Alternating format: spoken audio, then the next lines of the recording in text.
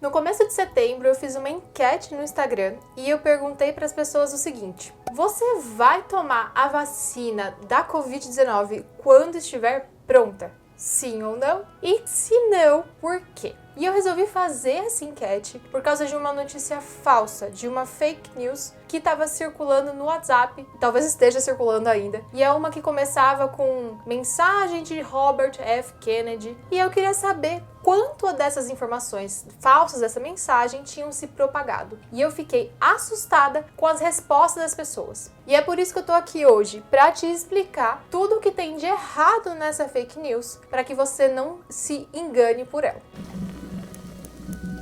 Bom, a mensagem que circulou é essa que vocês estão vendo aí na tela. E aí só tem um comecinho, só um trechinho dela, porque o texto é gigantesco. E ela começa assim: para todos os meus pacientes. E aí tem o link para a Wikipédia com o perfil do tal do Robert Kennedy. Só que aí, gente, se as pessoas tivessem clicado no link para ver quem era o tal do Robertinho, já ia ver que tem caroço nesse angu. O cara é advogado, amados. Advogado ambiental, inclusive. Nem pra ser, sei lá, advogado da área da saúde. E na última vez que eu chequei, advogado não tem paciente, né? Ou seja, a pessoa que eles usaram para dar credibilidade a essa mensagem não tem credibilidade nenhuma e nem conhecimento técnico para falar nada a respeito de questões de vacina. E aí eu só queria fazer um adendo que você não precisa ser médico para isso. Você precisa ter o conhecimento técnico necessário. A mensagem dizer que ele tinha pacientes dava a entender que ele era médico, mas o que eu quero que fique claro é que a pessoa não precisa ser médica para ter esse conhecimento técnico. Eu, por exemplo, sou farmacêutica, sou microbiologista e tenho doutorado em biociências e biotecnologia, que é uma área de fabricação de vacinas também. Então eu tenho o conhecimento técnico necessário para estar aqui falando isso com vocês.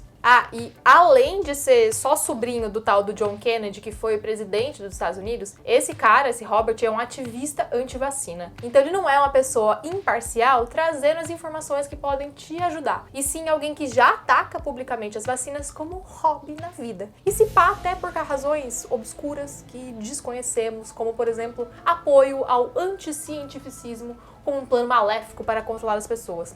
Mas isso a gente nunca vai saber, não é mesmo? Bom, mas vamos focar num ponto que é super importante dessa mensagem falsa, que é quando ele fala sobre as vacinas de mRNA e de como isso interfere no material genético do paciente. Ele diz que essa intervenção é comparada a alimentos geneticamente manipulados, que são os transgênicos, e que causa danos irreversíveis e irreparáveis. Antes de mais nada, a gente precisa entender o que é o tal do mRNA e como funciona uma vacina feita a partir dele. O M de mRNA significa mensageiro e RNA, ácido ribonucleico. Você deve estar achando familiar, porque é quase DNA, que é o ácido desoxirribonucleico. E eles são meio primos mesmo, e a função de um depende diretamente do outro. O DNA é quem guarda todas as nossas informações genéticas. É ele que dá as ordens, e essas ordens são a fabricação de proteínas específicas, que são os tijolinhos que constroem o nosso corpo como um todo. Então dá pra ver como o DNA é realmente importantíssimo e porque é ele que dá as instruções para você ser você. Só que por ser tão precioso e conter tanta informação, ele fica isolado dentro de uma região que chama núcleo da célula, que é como se fosse um cofre.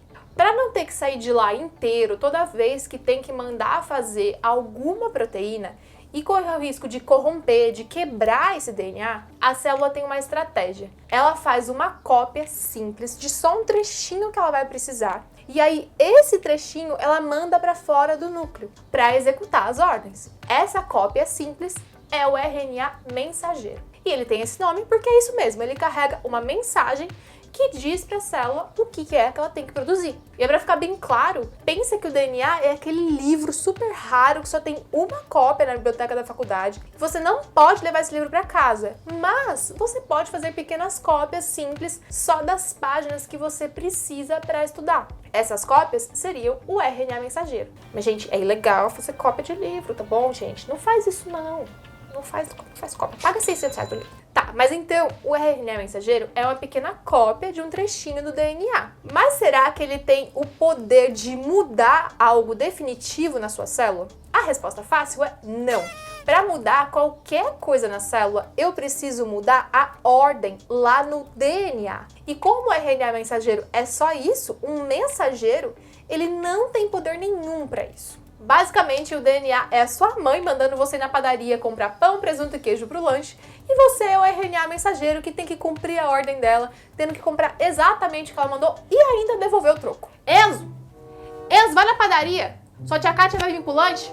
Eu quero pão, presunto, queijo, compra 5 pão e você me traz o troco, hein, Enzo? Pelo amor de Deus, você me traz esse troco de volta. Bom, beleza. Mas então, como é que uma vacina de RNA mensageiro funcionaria? Vamos só voltar um pouquinho para relembrar como uma vacina tradicional funciona. As primeiras vacinas que a humanidade inventou foram feitas com o micro-organismo causador da doença, inativado, morto, tipo só os restos mortais do bicho mesmo. E aqui pode ser o micro-organismo inteiro ou só um pedaço dele, que é o pedaço que desperta a resposta imune. O outro tipo clássico de vacinas é a vacina de micro-organismo atenuado ou enfraquecido, em que ele ainda está vivo, mas está fraco demais para causar qualquer problema no seu sistema imunológico. Esses dois tipos simulam ali uma doença bem fraquinha, só para o sistema imunológico reconhecer o invasor e produzir os anticorpos contra ele. E aí entra um processo muito importante dessa história de reconhecer, né? Quando o micro-organismo invade o seu corpo, ele é perseguido e comido por algumas células que são especializadas em fazer isso no seu sistema de defesa. Só que só comer o invasor não basta, porque você pode ter tirado ali um vírus ou uma bactéria do jogo, mas podem ter vários outros ainda que aquela célula não encontrou. E o que ela faz então? Ela pega pedaços desse micro-organismo que ela comeu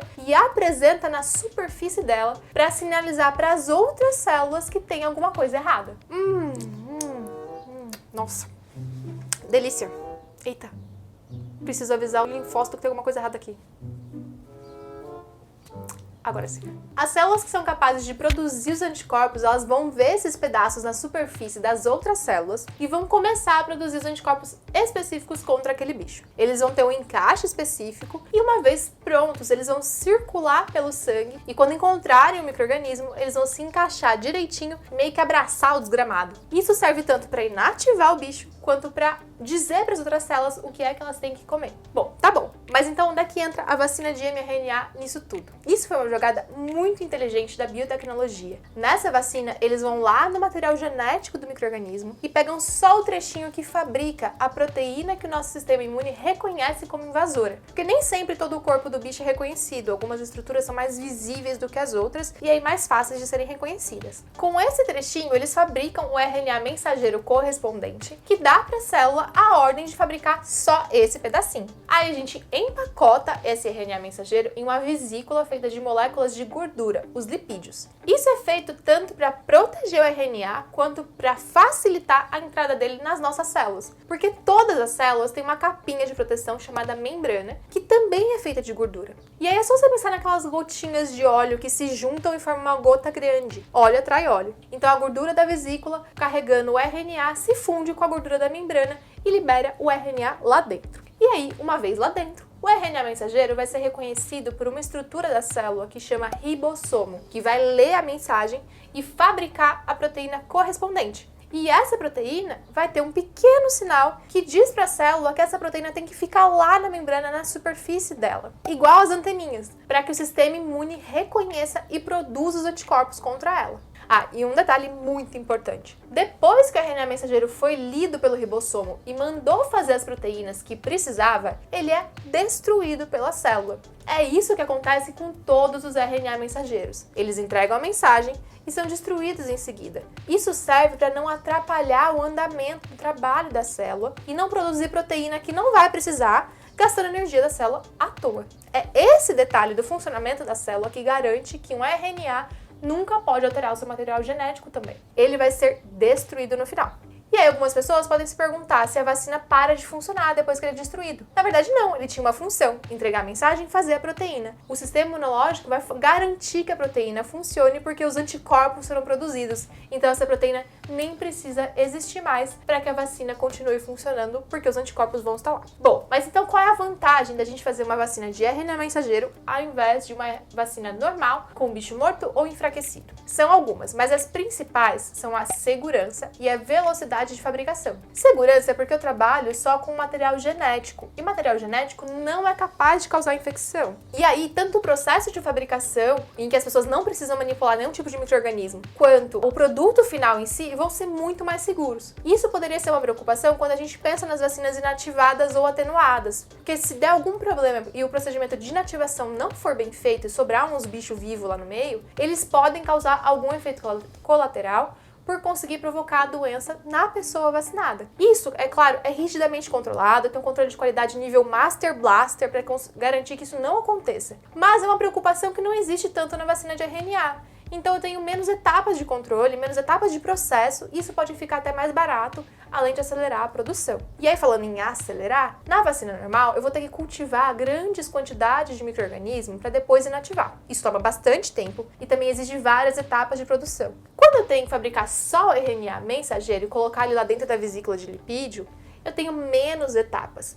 E etapas que não dependem de células. A gente usa só enzimas que são como se fossem proteínas operárias. É muito mais fácil. Por outro lado, eu preciso ter a tecnologia adequada, o que não existe em qualquer lugar. E aí a gente pode ter uma limitação de a fabricação acontecer em alguns poucos locais no mundo, o que atrasa bastante a produção e distribuição para o planeta quando a gente pensa em controlar uma pandemia.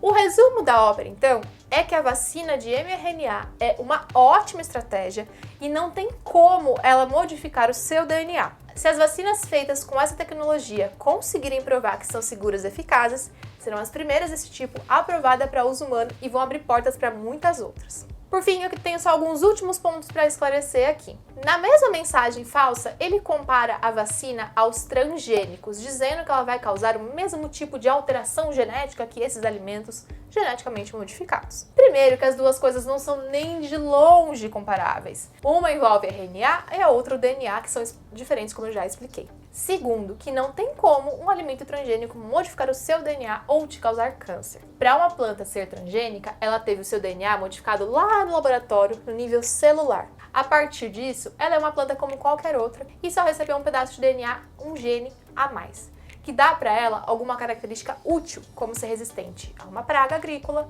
ou ser mais nutritiva. Só que isso não muda nada para você. Todo e qualquer DNA que a gente come, e sim, se você nunca parou para pensar nisso, você come DNA todos os dias. Todas as comidas que você ingere. Tico, desculpa, te acordei. Perdão.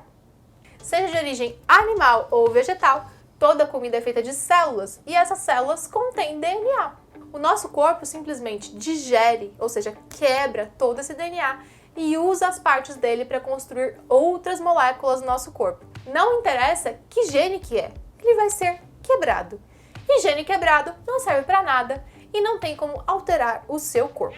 Logo no comecinho do nosso canal, a Raquel, que era membro aqui da nossa equipe e trabalhava com transgênicos, fez um videozinho explicando isso e o link tá aqui na descrição para vocês conferirem. E existem já muitos estudos de muitos anos acompanhando as pessoas que consomem transgênicos, ou seja, toda a humanidade no caso hoje em dia, e nunca foi detectado nenhum tipo de câncer relacionado a esses alimentos, tá? Bom, por fim, para todas as pessoas que manifestaram suspeitas em relação às vacinas sendo feitas, né, com relação à velocidade, de que elas não vão ser seguras porque estão sendo feitas muito rápido, só tem algumas explicações. A legislação em cima de vacinas e de medicamentos é pesadíssima. Não é nada fácil ter esses produtos aprovados para uso humano e nenhuma empresa no planeta, nem mesmo as grandes farmacêuticas do mal, como muita gente vê, vão querer arriscar a sua reputação e arriscar perder milhões e milhões e milhões de dinheiros em processos caso a vacina delas cause algum problema nas pessoas por terem sido feitas sem cuidado. Inclusive, se eu não me engano, a Pfizer, a AstraZeneca e a Moderna, que é a vacina de RNA, disponibilizaram o protocolo clínico completo de todos os testes clínicos que elas estão fazendo, e isso nunca aconteceu antes. Elas fizeram isso para mostrar que estavam seguindo tudo à risca da forma mais segura possível. Então, se uma vacina for aprovada para uso humano, ela com certeza vai ter sido considerada segura. E aí, sobre as pressões políticas que algumas pessoas mencionaram, eu não posso botar a mão no fogo por ninguém, né? Não tem como eu dizer que uma pessoa vai ser totalmente isenta. Mas, se a gente não puder confiar na nossa legislação sanitária para proteger a vida das pessoas, a gente está realmente muito lascado no mundo e eu acredito que a nossa legislação esteja ali para proteger os cidadãos. E ainda teve uma pessoa que expressou o medo de a vacina ser um novo caso de talidomida, que é um medicamento que causou deformação de várias crianças na década de 60. Primeiro, vacinas e medicamentos são coisas muito diferentes. O medicamento, ele modifica ou interfere com alguma função do corpo para tratar ou evitar algum problema de saúde.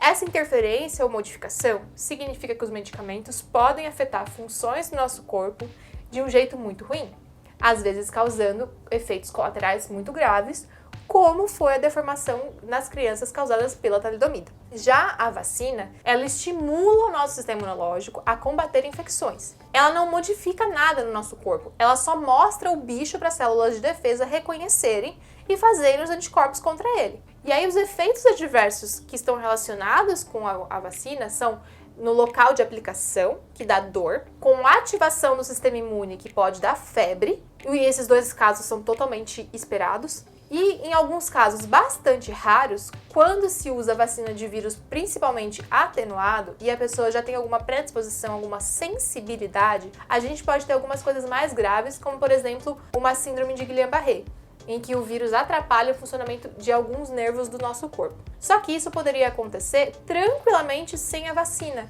porque é um efeito que depende do próprio vírus. A vacina foi só um intermediário ali, tá? Bom, essas eram as principais dúvidas que eu recebi sobre as vacinas. Se você tiver mais alguma questão que eu não respondi aqui, por favor, deixa aqui nos comentários que eu venho responder assim que possível. E se você tiver alguma outra sugestão de que você queira ver aqui num vídeo para que tenha uma explicação um pouco mais completa, deixa aqui nos comentários também. Em breve eu vou fazer um infográfico onde eu vou atualizar qual é a situação de todas as vacinas, então fica ligado no nosso Instagram, no nosso Facebook e no nosso Twitter, onde eu vou postar esse conteúdo para vocês ficarem realmente muito atualizados sobre como tudo está acontecendo neste momento em que estamos todos ansiosos por uma vacina contra esse vírus do demônio. É isso por hoje, espero que vocês tenham gostado, deixa aqui o seu like, não se esqueça de se inscrever aqui no canal e se você gosta muito do nosso conteúdo, você pode se tornar um membro da nossa comunidade clicando no botão Seja Membro aqui e escolher a melhor opção para você e vir fazer parte do time da ciência. Um beijo para vocês, até a próxima, tchau!